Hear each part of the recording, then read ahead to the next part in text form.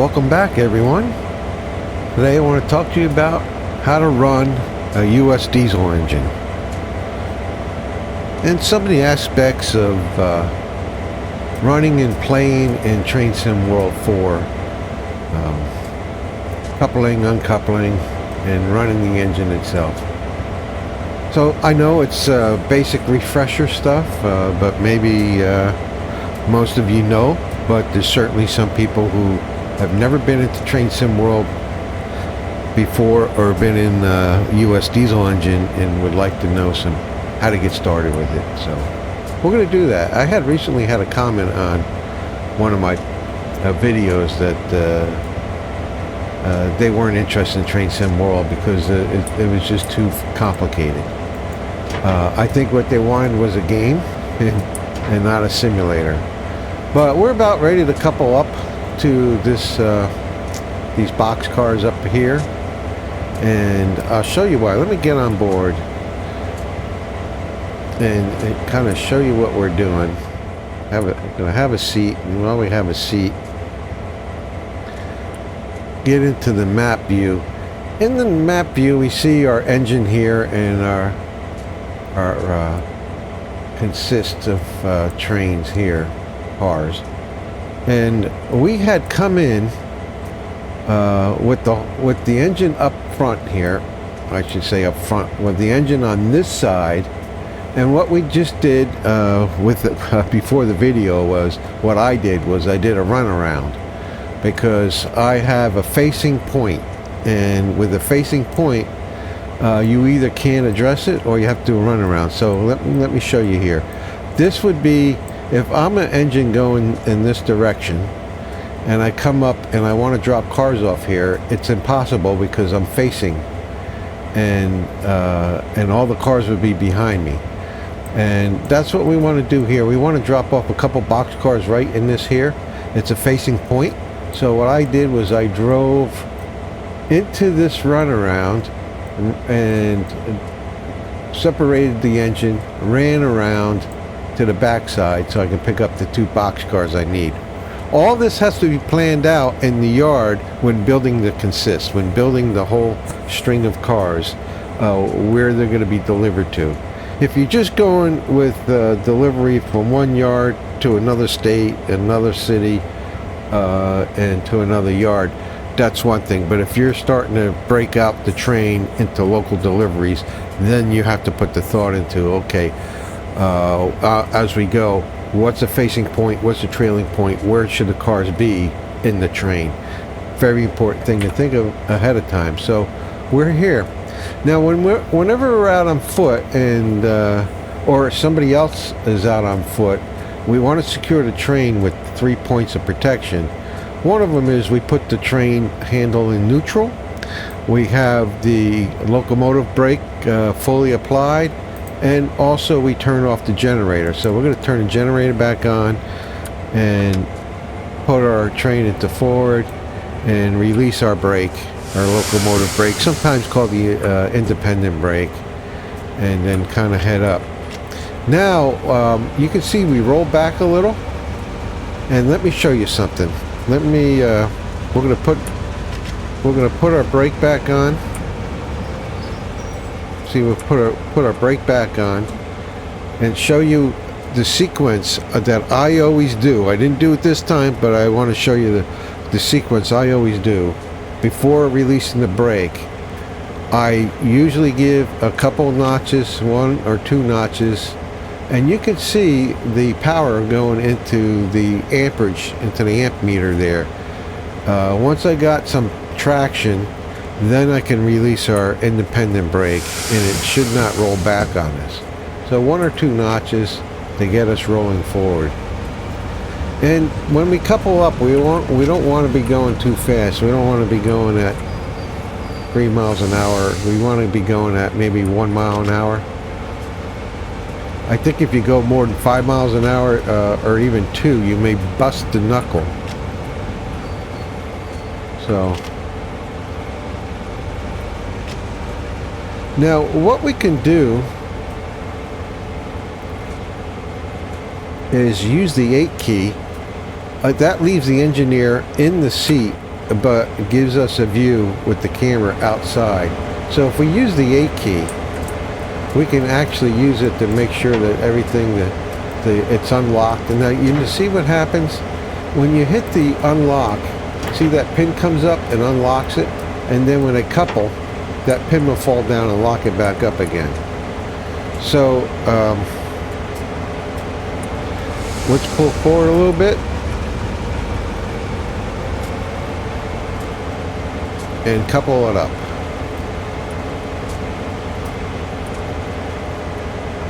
There we go. Very good. Now in Train Sim World,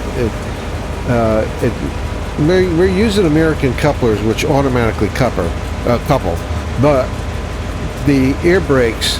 So let me get my mouse out here. The air line down here goes to the brake pipe, and this brake pipe goes down each and every car, and it's hooked up to the brake pipe of the locomotive. But in Train Sim World, you don't manually have to couple up the air hoses. It does it automatically for you. Yes, with a simulator, it would be better if it didn't do that. So I want to put on the brakes. I'll show you what I'm talking about. We're going to put this here is a locomotive brake, but we want to put on the train brake. That's the larger handle here. That is going to put air through the brake pipe, through each of the hoses into each car's brake pipe. So that's what the big handle does. That's your train brake, and this one down here is your locomotive brake. So we did do that. So we're securing the train by putting that into full. And you would notice the meters on this.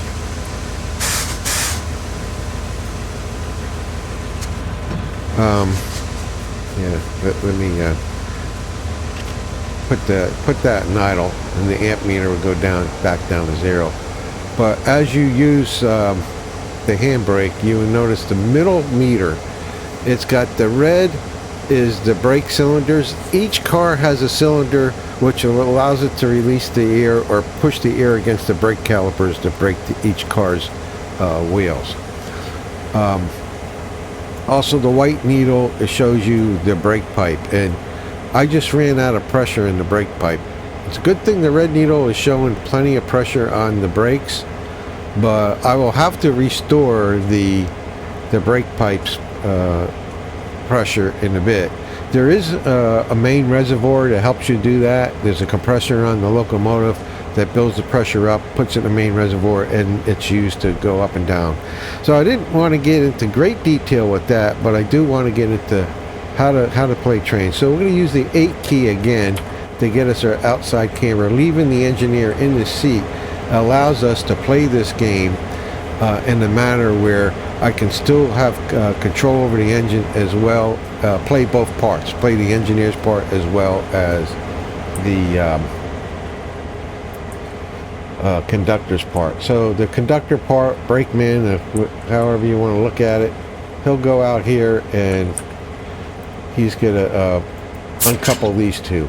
Now, these cars have hand brakes on them, so once you release the brake pipe from the locomotive, you'll still have pressure on these wheels, but you can use this handbrake here to lock and secure this car. However, I believe in the game it actually doesn't really do anything other than animate it and give you that peace of mind or whatever. But if you didn't even use it, the train's not going to run away on you. It's secure.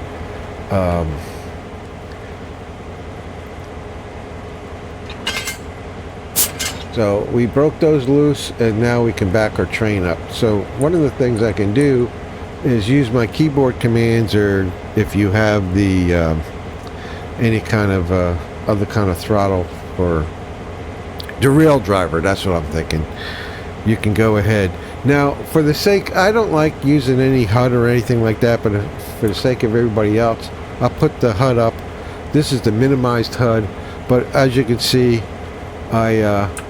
we have the throttle on idle, and I need to take it from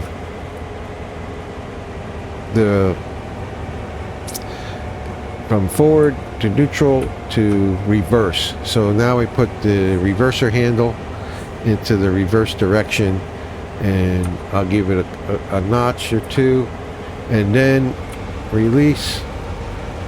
I'm going to release the automatic brake, which is the train brake. And then after that, well, let me show you. You want to wait until, see, the middle needle is building up pressure. Once you have to release the train brake in order to let the reservoir build up the pressure throughout the brake pipe. Once you got that 90 pounds on the white needle in the center meter, you're good to go, and we can go back out and observe what we're doing here and give it a little, oh, we already gave a couple, and we're going to release the locomotive brake, which would bail off any residual in the automatic brake. So hopefully I'm not confusing you between the independent brake with locomotive brake and the independent brake is the same thing, and the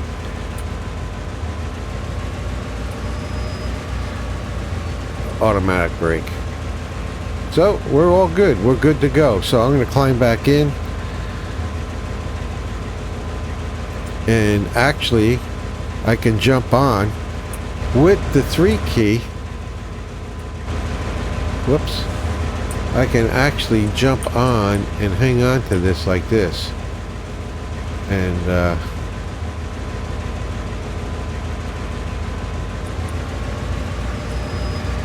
start moving on back.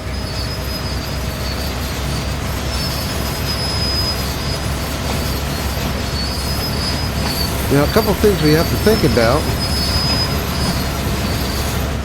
get back in the engine, is that we're going to be coming up on a switch. So we got to make sure all these switches are correct, and they are. Oh no, they're not. Yep, they are. They were. So when I came through, I made sure they were. And you want to do this when you're playing trains, when you're imagining that you're doing a runaround. You're going to have your conductor go out there and switch the points for you, but as soon as you pass the points, he's going to switch it back so that you can come back without having him to run forward or anything like that. You can do all those motions and within the engine's length without having to wait for all the cars. We will know we are past the points because we got our conductor riding the back of the train here.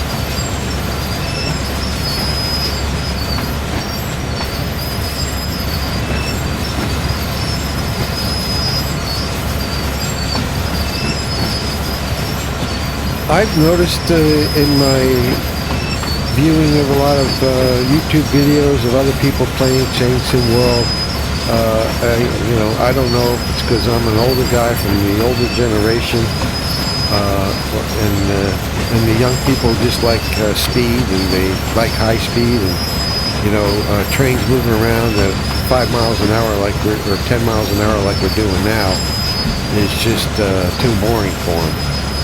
But that's what trains are. That's particularly what trains are doing most of the time. Freight trains, that is. And so when you're doing freight trains, you're gonna be cruising along. And if we take a look, we're cruising along at 6 miles an hour.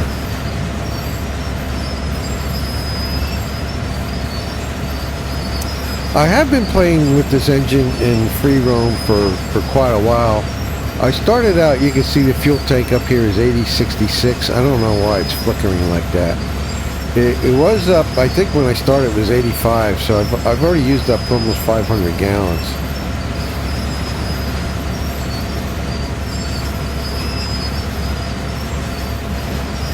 And if we go out to look from the other point of view,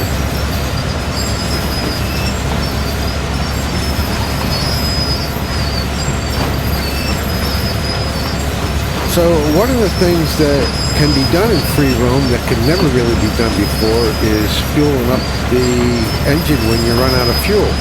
Now, actually, we've had the fuel tanks at most of the routes, and although I have not found one on the new route called Antelope Valley, I have not found that there's any fuel tanks to fuel up with. Maybe they're there, but I can't figure out where they are. And they don't show up on the map. You have to come across them. But most of the older Train Sim World 2, 1, 2, and 3, those routes pretty much all had them, at least on the U.S. routes did. And you could always fuel up, but they usually never had reason to fuel up because we didn't have any career mode. We didn't have the ability to do career like we do now in free roam. So I'm actually using a fuel, and eventually I'll have to fill up. Now, I don't even know where the fuel station is to fuel up the engine in Horseshoe Curve. By the way, we're in Horseshoe Curve. Once again, looking at the map, this is a Horseshoe Curve right there, and Altoona and Johnstown, and we're in the middle here.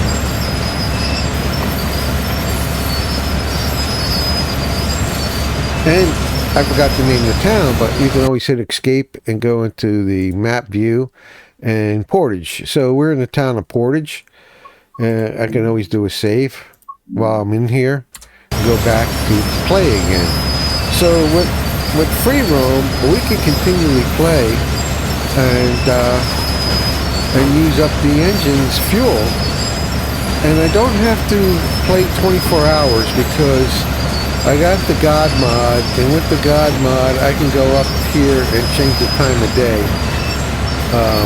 And once I change the time of day, up on top here, I can take it. I can make it to the next morning, and continue on with my engine. And so I think that's pretty awesome that I can do that now. Have I done it? No, because a day's worth of play is like, 12 to 16 hours of light, and you could play at night too if you like. I never did like much driving around at night, but so far I've done free roam on several different routes, and I've done it from early morning to about 2 in the afternoon, and I'm just now kind of getting into the afternoon hours. In fact, I'm still in the morning hours here. If we look again, we're at, oh, wait a minute now. That says 5:20 in the evening. I should have guessed that. I have been playing this for quite a bit, so 5:20 in the evening. I say I should have guessed it because we are heading west, and we're heading towards the sun. So if we look at, I'm using the camera views. We're heading west, and you can see the sun is setting in the west, so that tells us we're in the evening.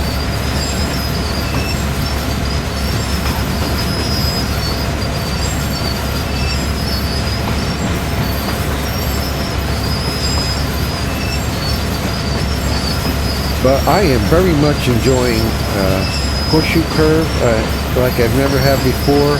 I'm able to do anything I want in Horseshoe Curve. I'm not limited to the scenarios that were pre-built or the timetables that were pre-built.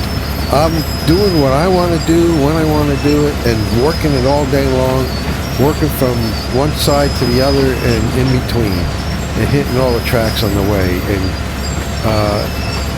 at first I didn't think Horseshoe Curve had a lot to offer with in between tracks and spurs and places industries to drop off, but it turns out it does have quite a few. And really quite a few of them are right in the Altoona yard itself.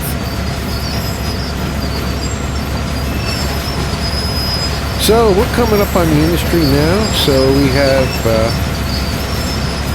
some kind of manufacturing going over here on the right, and we got a spur to drop off a couple boxcars, and we'll do just that.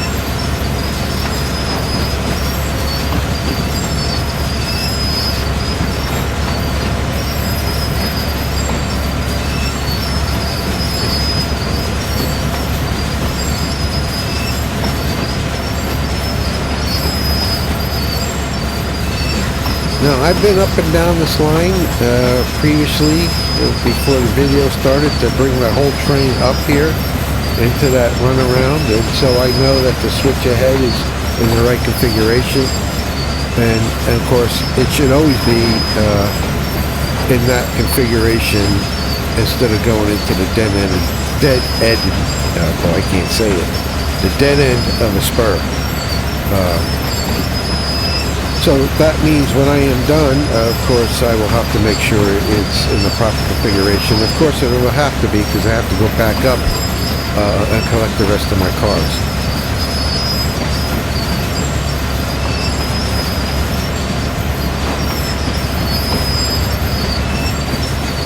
Also, you know, what I'm finding that's wonderful in free roam, since free roam allows you access to areas you hadn't really spent a lot of time at before, or if you had been here before, you hadn't spent time here, and with free roam, doing my own thing, it slows everything down, and I'm seeing a lot more of the scenic elements and detail that, you know, the developers had put into it, and now I can appreciate it so much more. We're going to get back on the back of the train as we're riding back here with the camera number 3, let you ride.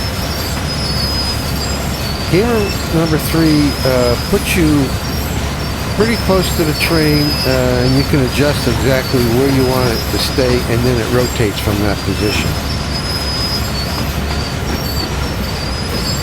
So we're pretty much past the point, so I let the radio to the engineer to let him know to go ahead and stop, and I can get off.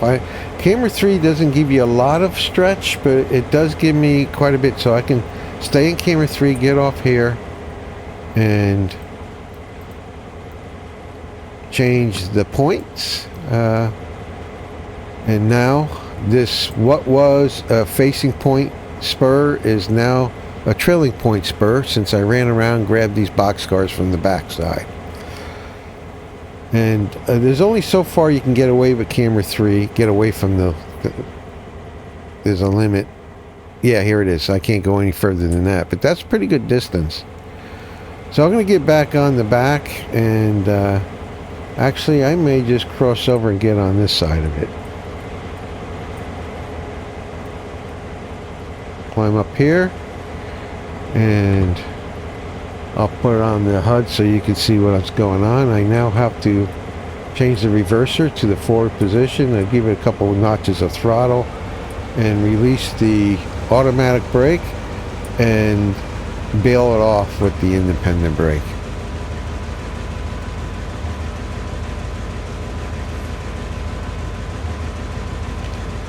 So 2 notches of throttle just doesn't seem to have the oomph, so I'm going to give it 3.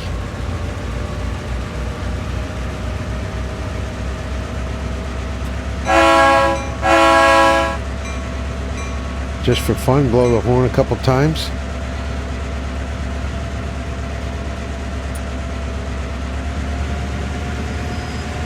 Sometimes I wonder about the physics. It's taking 3 notches, 4 notches of throttle. That's plenty of power and amperage to push 2 cars. It doesn't seem, in my mind, it doesn't seem to recognize whether you have 2 cars or a string of 40 cars. It should accumulate all of the tonnage if you have loaded or empty or and the number, but sometimes I feel as if it's just as hard to push 2 cars, and it shouldn't be. But, you know, maybe I'm wrong. Maybe it's doing everything perfectly fine.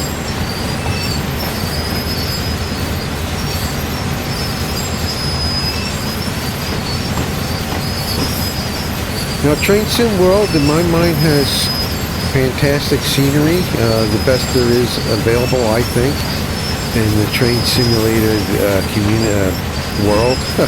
And I don't mean Train Sim World as in the world of train simulation, let's put it that way. Train Simulator Classic, wonderful functional train simulation game, but doesn't come up to the same level and par of the scenic beauty as the graphics are in Train Sim World.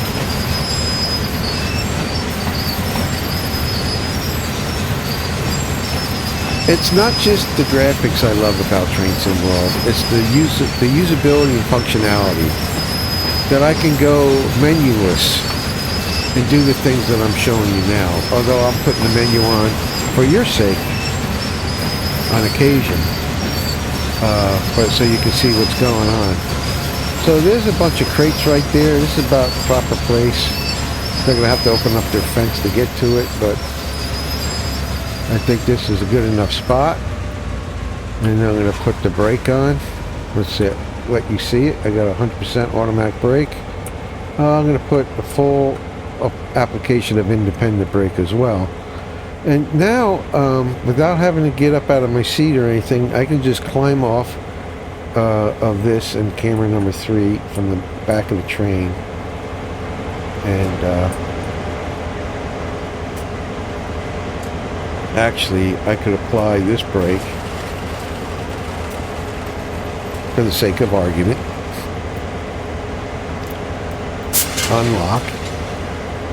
And get on the back of this and ride the back of this. So now I'm going to have to let the engineer know that we're free to go. Put it in reverse because we're cab forward right now. Give it a couple notches of throttle.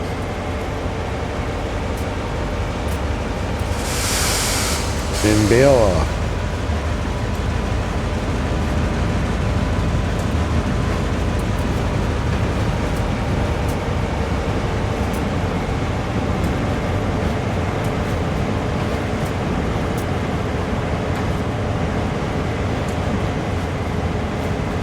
Now I'm hanging on the back because I need to change the points.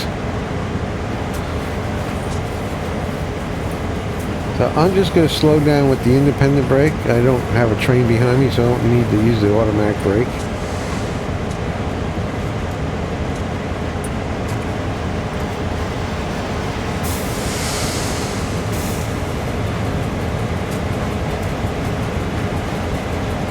That's good enough. And I can come here and go ahead and flip that over and then climb back aboard the train. Let's put him climb up this way.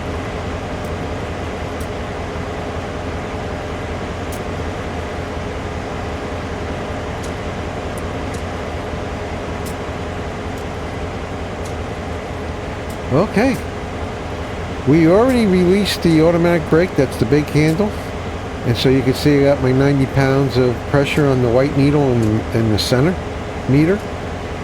I don't often have to look at the first meter all the way to the left. That usually is maintained well, although I had an instance where I was free roaming in Antelope Valley and I was having trouble with the reservoir. I kept losing pressure on the reservoir. I don't know why. I had to actually go into the I'm stuck setting. The I'm stuck setting, if you don't know, if you in free roam, you occasionally do have some glitches that they hadn't quite worked out yet, and you may get stuck.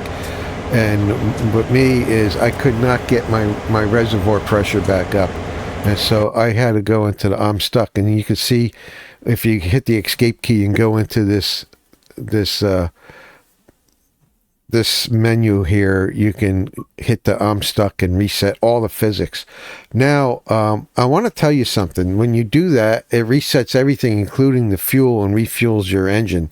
So if you do go to a route and you can't find a pump and you're running low and you've been free roaming for weeks and you're out of diesel.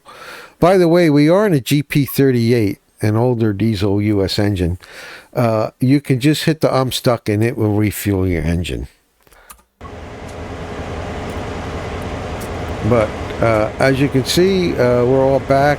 We got 90 pounds of pressure. We do have us, we got to put us in forward throttle again. Oh, yeah. And we already changed the points and we can go ahead and head off.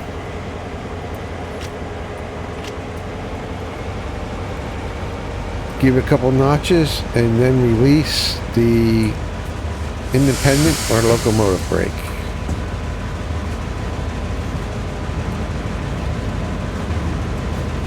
And there you go. I mean, in a sense, with this little short delivery, having to run around the train, how to send a conductor out to change the points, to unlock the couplers, to couple up, using the cameras, using the throttle, understanding the amp meter and how the amp meter gets more power to it as you notch up on the throttle.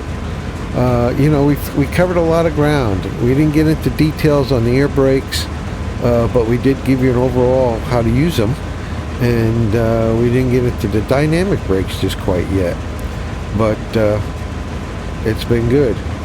Now, did I set the points from the runaround? I don't think so. So when I get up to it, I may have to run out and change those points. To answer the question, we can always cheat, hit the 9 key, and look. And no, I'm going to have to get out and change this point because it's not going the right direction. So I'm going to need to change both of these points. I can do them right now, but what's the fun in that? Let's go ahead and run up to it. We do have a crossing here.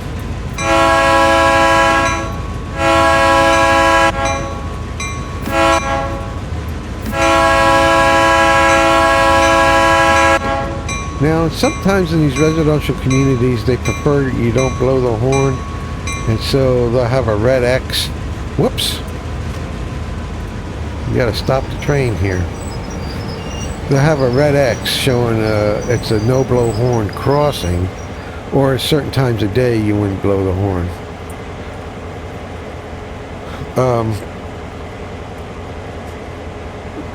And the black X is just a regular crossing where you do blow a horn. In this case, we're not coming through at speed. We're kind of riding through at 5 miles an hour in a residential community. We can have the conductor hanging out there with a flag, or just keep an eye out and not have to blow the horn. Every road, every city has a little different rules about that. So don't get excited if I said it wrong. It's really different depending on where you are. Just for fun, instead of sending the conductor out, I'm going to go ahead and have the engineer go out and do it so I can show you a few things. So before I get out of my seat, I want to go ahead and put the reverse. I don't want to run around a runaway train, so I'll put the reverser in neutral. I got the independent brake on full, and I'm going to go ahead and turn off the power by turning the generator field off. And then I can get up and kind of walk off the train. Some of you may prefer doing everything in first-person view on foot.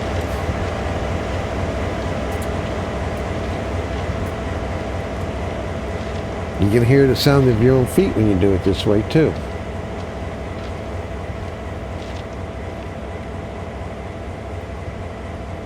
So actually this one is set correctly because we don't want to go straight, because that goes into a dead-end spur, strangely enough. We want to go change this one.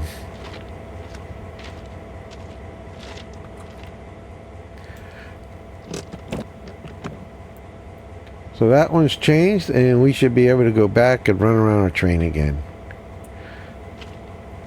And of course, you couldn't do this. I think that one was too far away to do with the 3 camera, but it can be done with the 8 camera if you didn't want to get out on foot. Which is the way I do it most of the time. I usually use the 8 camera rather than getting out on foot. I mean, an engineer wouldn't get off his butt anyway. He's usually sitting in that seat and probably eating pastries and drinking a beverage or something while the conductor's out working.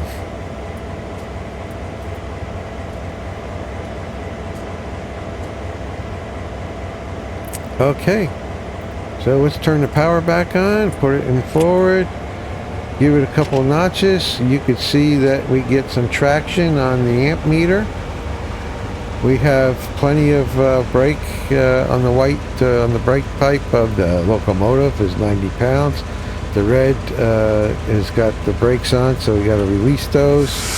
And as I release the independent brake, you can see the red needle go down, and we're on our way.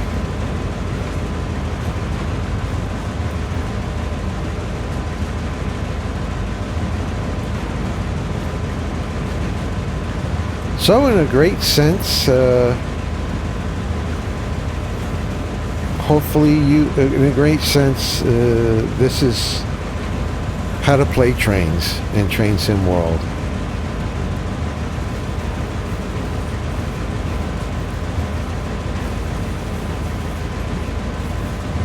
Covering most of the aspects of how to deal with a facing point delivery.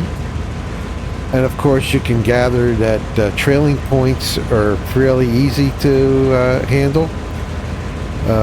Either you're going to take cars from the very front of the train and uncouple them and then push them into the trailing point, or you can, if the cars are at the very back of the train, you can pull the whole train all the way past the trailing point and then push those couple cars back with the whole train.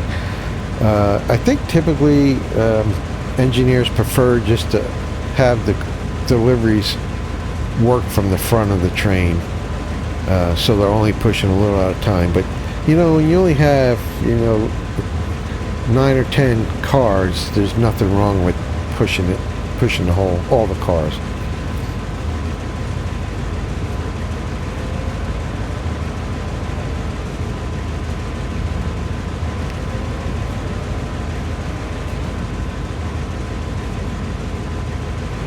Yeah,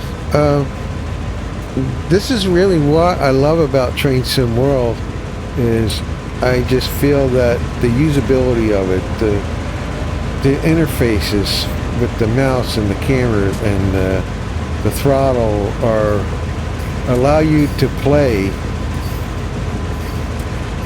in a very nice fashion without having to knock down menus and sub-menus and you know, and really break the immersion with highlighted things. And but you know, there's aspects I think where Train Sim World would greatly improve, you know, being a computer game, to use the computer to identify all the train cars, where they're at, and track numbers. And I think Train Sim Classic does identify track numbers. And I wish the map in Train Sim World identified track names, you know, and track number. It has basically two maps. You know, you have the one map we just looked at, and you have the 9-key map, which has no identifiers to it, but it's the more realistic map, you know, where the other map doesn't show you the different spurs and all that stuff. It just shows you basically the main line and the location names. It's really a poor map. Just one of the things I wished would be done better, and could be done better. And if we had kind of a database of the number, and once again, Train Sim Classic does this. If you were to go into the 9-key and come back and look at the cars, you can turn on a function to tell you the car numbers. So if you had a task list of activities of cars to be dropped off at different locations, you can know by the car numbers which cars are going where. And Train Sim World misses out on all that, unfortunately. So we'll go ahead and send the conductor out again with the 8-key. You could do it with the 3-key, but the 8-key sometimes is a little bit easier to use and remember. Well, easier to use and it's the same to use and it's the same to remember, but you don't have to worry about how far you are, and it'll keep you. It it doesn't move when the engine moves. It keeps you where you're at. So with the 3 key, it locks into position so as with the engine, so as the engine starts to back up. So let's put the HUD on so you can see. I'm going to go ahead and back up now into reverse and give it a couple notches of throttle and then release the brake.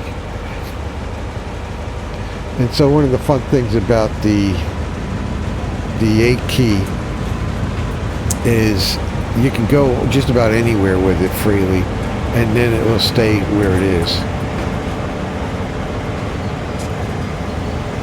Kind of flying down that road a little bit much. Wait a minute, did I not? I think I'm hitting the wrong one. I'm going into that takes me into the Y. I'm not wanting to go that way.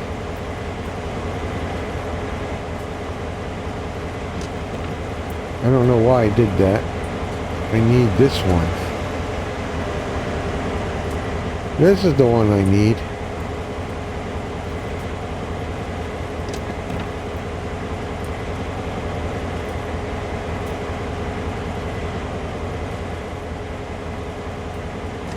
There we go. I was trying to make it so you can see what I'm doing, but I think I only made it worse. So you can see I got to back up to that now. And actually, if I make sure that that pins up and unlocked, we can back right up into that.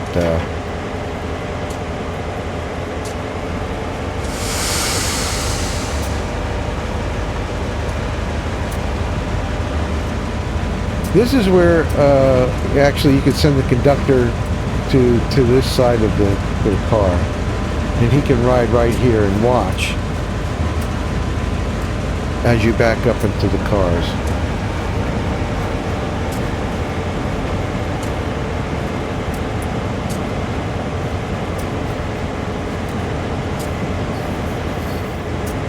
Whoa, I'm going a little fast.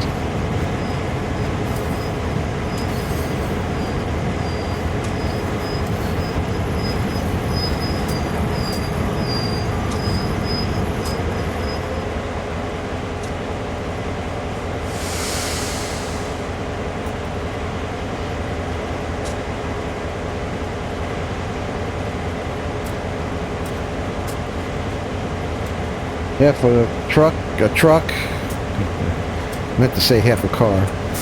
That'll do. So we're all coupled up, and one of the first things that happens is we want to put the automatic brake on. And at this point, they would spend a couple minutes here, the conductor would, and make sure that the brake pressure has gone up and kind of do a brake check. Don't really know, how to look at that from the conductor's perspective, as far as the brake check goes, but I usually go ahead and give it a moment or two, and then look at my meters here. I want to make sure my automatic brake is set to full. Release the... I'm sorry. I want to make sure my independent brake is set to full. That's this little one here. And release the automatic brake, and then I'll see my brake pipe pressure come up, and it kind of slowly makes its way up to 90 pounds. So maybe that's the best way for gameplay, is just go ahead and sit that out while that goes up to 90 pounds. Technically you can, well, I don't know if technically, in practice you can actually take off now, and it will continue to build, but in reality I think safety tells you to wait till it gets up to close to the 90. Sometimes it doesn't get all the way up to 90, but once you get way up past 80, you're good to go. And so we're good to go. And so next thing on the list would be to come through here. That's already set up, and make my way right up to this light, and then set myself a new path right down at Altoona, right down through here. I can make more, actually I can come down here and drop off more cars in this area here. I still got a train behind me of cars to be dropped off. I can drop off cars in here, I think. Hadn't tried that yet. That's something I need to try. On the way out, I dropped off, see these cars? Some cars were here already, and some I created, and some I dropped off, which was all awesome fun. But we can get on our way now. Giving it a couple of notches of throttle, seeing it build up on the amp meter, and release that independent brake, and we're free to go. Now we're on a grade and it's going backwards on us. Press the sand. Oh, well, no wonder it's going backwards.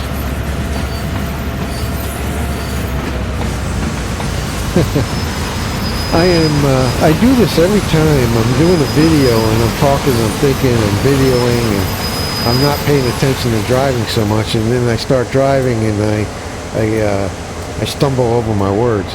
So, you know, I gotta hand it to all you YouTube creators. It's not easy doing this sometimes. I had it in reverse. We gotta put this thing back into forward, and then we can give it a couple notches, and then we can release the brake.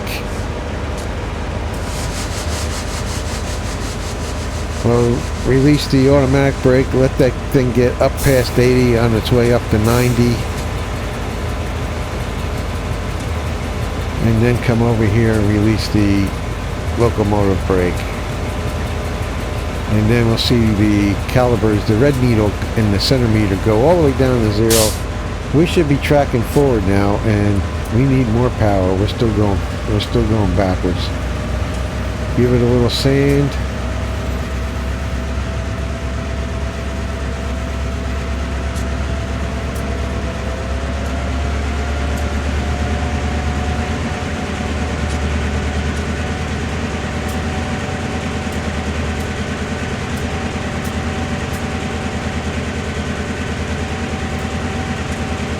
Come on now, we gotta get going.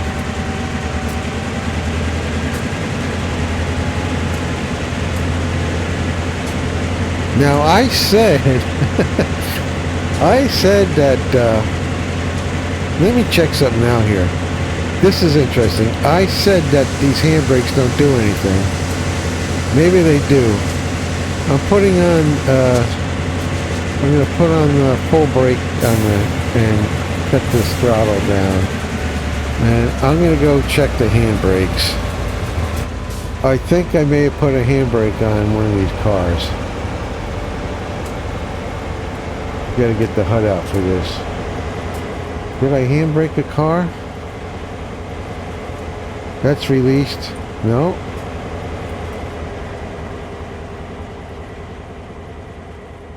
I don't think I have any handbrakes on, so we do have a lot of cars for one lonely... Oh, fully applied. That's it right there. Well, I'm glad we talked about this.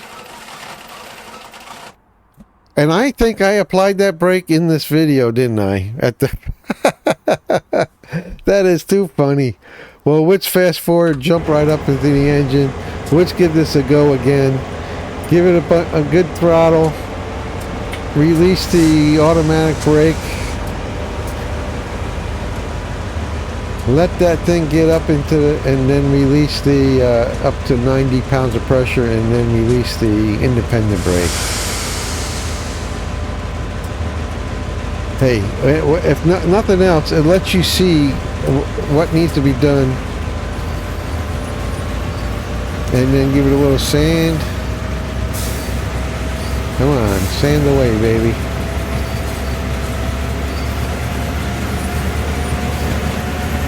Still struggling.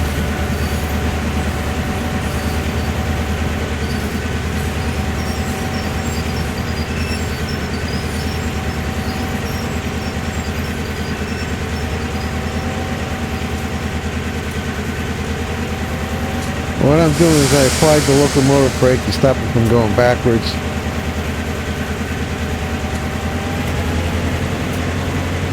And then really knock the throttle up. Look how high I got the throttle. It's in the yellow. So this train, it's a good idea to use two engines back to back if you're going to do some longer trains. And if we get out and we look, it's a lot for one engine to pull. You know, I don't know how many cars I got on here, maybe 10 cars.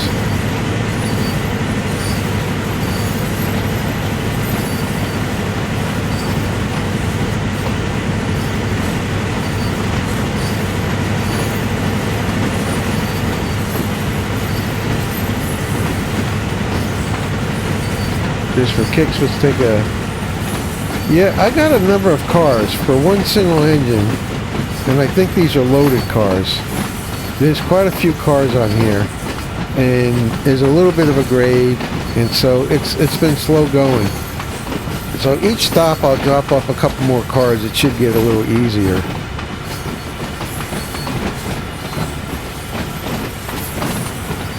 But anyway, I had great fun. I hope you enjoyed this video, and you enjoyed how much fun that you can be doing too in the train sim world and the free roam world, free roam mode. It's a beautiful game. Its functionality is top notch. And you know, I put the HUD on a few times to help myself as well as for you guys to see what's going on. But you could play this thing HUD free once you know what you're doing, and it's just nice. Anyway, thanks for watching, and until next time.